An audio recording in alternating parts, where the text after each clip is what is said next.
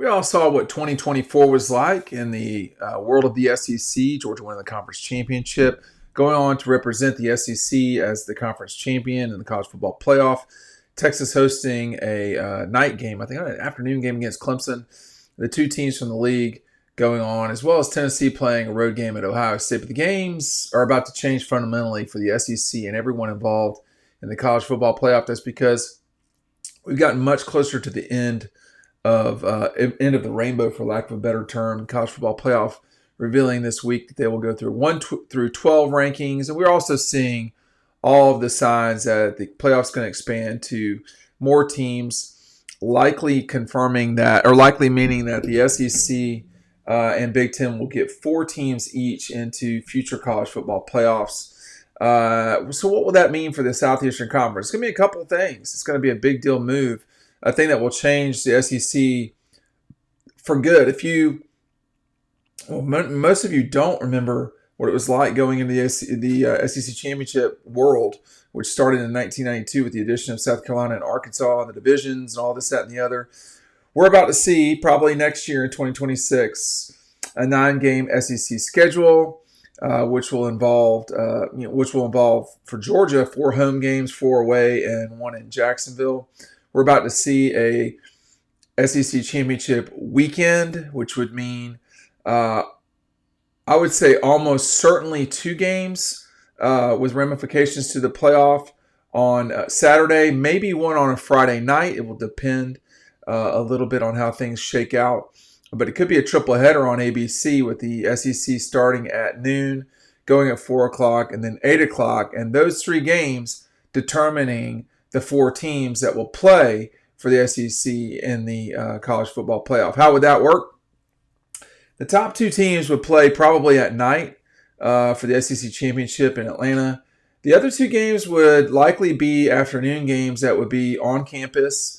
Those would be the number 3 versus number 6 team, and then the 4 versus the 5. The winners going on to the college football playoff. So if you're the 6th seed, like say maybe South Carolina, Alabama, or Ole Miss this year, somebody like that, you would have the opportunity to either host or play an away game at Tennessee, at wherever, and the winners of those 2 games would go on and represent the SEC. It would no longer be up to the committee to choose those things. So all of these things would increase revenue for the Southeastern Conference. All of these things would ensure games like Georgia-Auburn would be played in perpetuity, games like Alabama-Tennessee, and so forth. Texas A&M, and like some of these games that are not certainties moving forward, the number 2 rivalries, so to speak, they would be locked in almost certainly with a 9-game schedule. So everybody have to pair up. I don't know who like South Carolina would get as their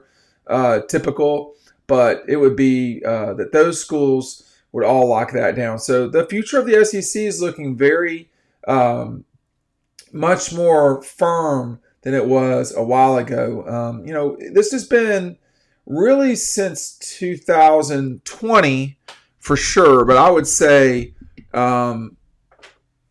really with the addition of Mizzou and Texas A&M in 2012, that set the table for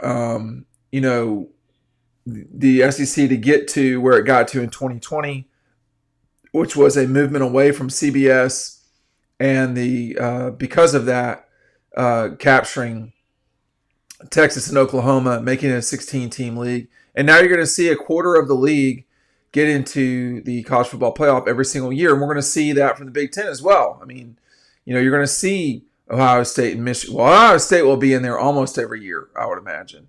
And at this point, teams like USC, Washington, Michigan, Penn State perhaps will be consistent teams that you see in the college football playoff.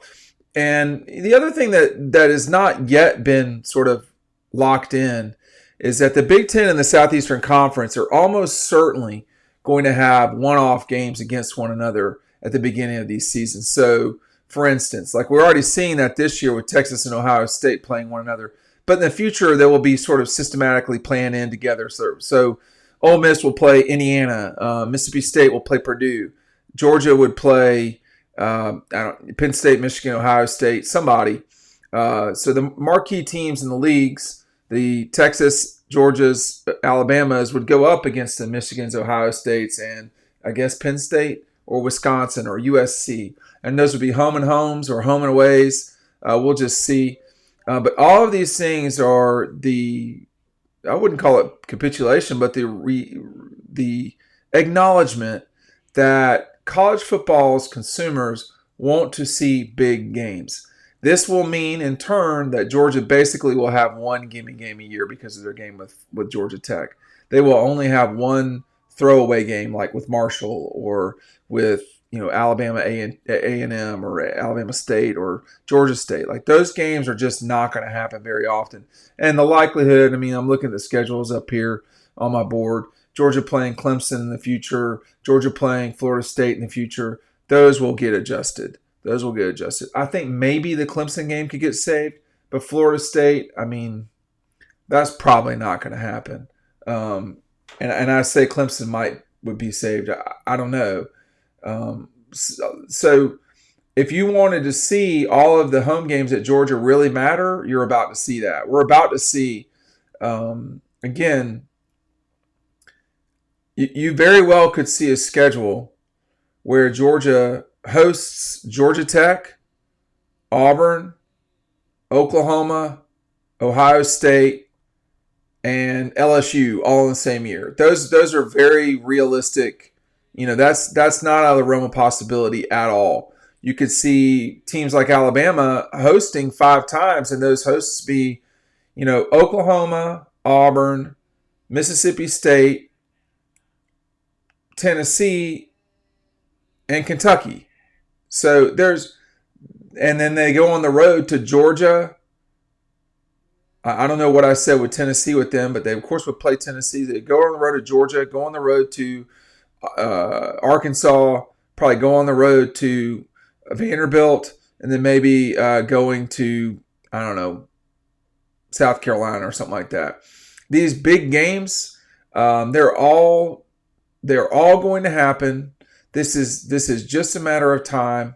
I think we're going to see this in 2026. I think we're going to see the 9-game schedule in 2026 for sure. I think it's all going to be in 2026 where college football changes for good.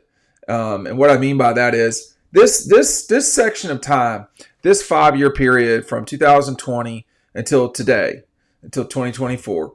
Well, really 2026. So let's just call it a 6-year period.